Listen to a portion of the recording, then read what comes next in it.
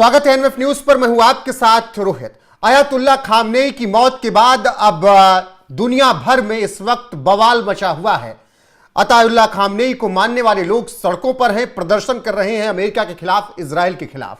और इसी बीच भारत में भी तमाम जगह पर प्रदर्शन हुए हैं और एआईएमआईएम के अध्यक्ष, हैदराबाद से सांसद असदुद्दीन ओवैसी खामनेई की मौत के बाद काफी गुस्से में नजर आए और अमेरिका इजराइल पर वो भड़क गए और प्रधानमंत्री नरेंद्र मोदी से उन्होंने बड़ी मांग कर दी है। जी हां, जिस तरीके से खामनेई को मारा गया, जो सुप्रीम लीडर थे ईरान के, उनकी मौत हुई, उसके बाद एआईएम के मुखिया असदुद्दीन ओवैसी ने इजराइल के इस हमले को बेहद निंदनीय बताते हुए मिडिल ईस्ट की स्थिति पर चिंता व्यक्त की। साथ ही उन्होंने युद्ध को रोकने के लिए भारत सरकार से पीएम मोदी से हस्तक्षेप करने की अपील की और कहा कि इसमें भारत को हस्तक्षेप करना चाहिए ताकि मिडिल ईस्ट में इस तरीके से युद्ध आगे ना बढ़े।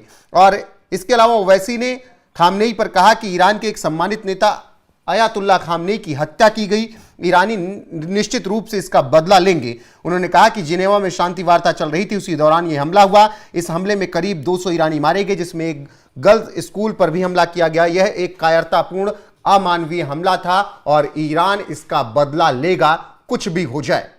तो काफी गुस्से में नजर आए हैं एआईएमआईएम के अध्यक्ष असदुद्दीन ओवैसी और खामनेई की मौत के बाद उन्होंने अमेरिका पर और इजराइल पर गुस्सा निकाला है।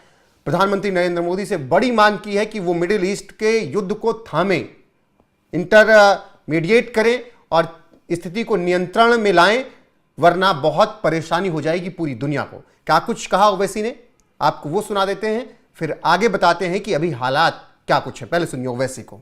सबसे पहली बात तो यह है कि ट्रंप ने और बेंजामिन नेतन्याहू ने रमजान के मुबारक महीने में, जहां पर पूरी दुनिया के मुसलमान रमजान में रोजा रखते हैं, इबादत करते हैं रातों में, ऐसे मुबारक महीने में उन्होंने मिलकर ईरान पर हमला किया है और ये भी नहीं समझा कि मुबारक महीना रमजान का है। मगर खैर, वो तो इंसानियत को नहीं मानने वाले हैं बेंजामिन नेतन्याहू। और जो हमला हुआ ईरान के ऊपर, हम उसकी मजम्मत करते हैं।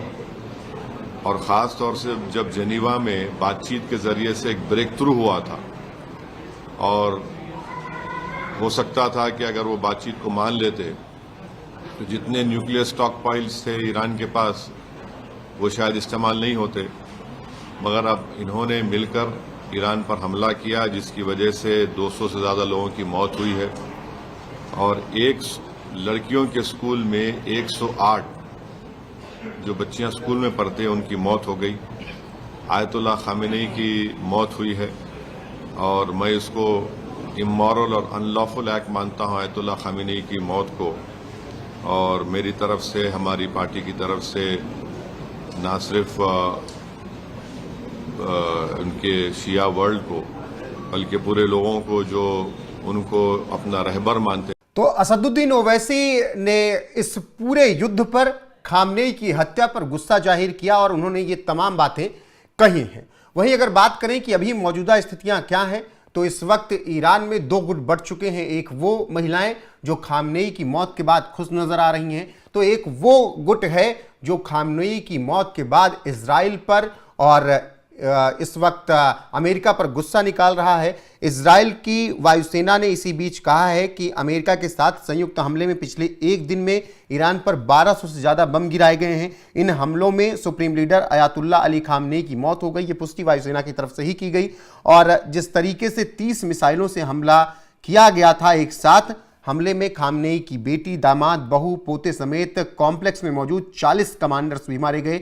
हमले के समय खामनेई कमांडर्स के साथ मीटिंग कर रहे थे और ऐसे में जब ये हमला हुआ तब एक साथ सभी लोग जो कमरे में मौजूद थे उन सब की मौत हो गई। वहीं इजराइल के प्रधानमंत्री बेंजामिन नेतन्याहू ने खामनेई के मारे जाने की बात की थी, लेकिन उसके बाद किसी को विश्वास नहीं हुआ जब तक ईरान ने इसकी पुष्टि नहीं की। फिर अमेरिका के राष्ट्रपति ट्रंप ने भी खामनेई के मारे जाने का दावा किया और फिर ईरान की सरकारी मीडिया एजेंसी ने रविवार को इसकी पूरी तरीके से पुष्टि सुबह सुबह कर दी और 40 दिन का राजकीय शोक 7 दिन की छुट्टी ईरान में घोषित कर दी गई है। हालांकि अभी युद्ध थमा नहीं है और स्थितियां इस वक्त काफी खराब हो चुकी हैं और वहीं खामनेई की मौत के बाद भारत में भी इसका विरोध हो रहा है। अमेरिका और इजराइल के खिलाफ लोग प्रदर्शन कर रहे हैं, खामनेई के समर्थन में प्रदर्शन हो रहे हैं और असदुद्दीन ओवैसी ने यहां तक कह दिया है कि ईरान इसका बदला लेगा जरूर। और उन्होंने साथ ही प्रधानमंत्री नरेंद्र मोदी से बड़ी मांग की है कि इस पूरे मामले में भारत को हस्तक्षेप करना चाहिए। मिडिल ईस्ट में शांति स्थापित करने के लिए प्रधानमंत्री नरेंद्र मोदी को इंटरमीडिएट करना चाहिए। तो ऐसे में आपका क्या कुछ कहना ओवैसी के इस बयान पर कमेंट सेक्शन में जरूर बताइएगा। बने रहेगा हमारे साथ लगातार। नमस्कार।